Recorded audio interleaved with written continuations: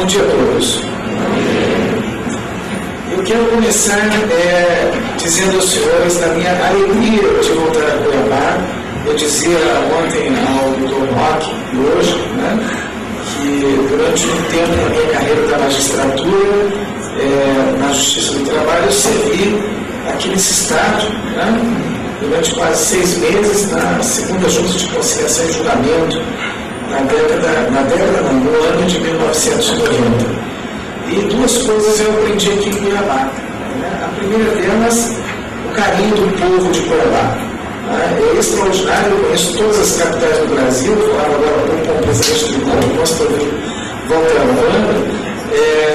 Eu já viajei já estive pelo menos em cinco oportunidades em cada uma das capitais do Brasil. E o povo de Cuiabá se destaca pela sua hospitalidade. E a segunda coisa que eu aprendi aqui foi na minha última semana na Justiça do Trabalho, em que eu fui em vários jantares e o pessoal me servia a ponta da cabeça do pacu, como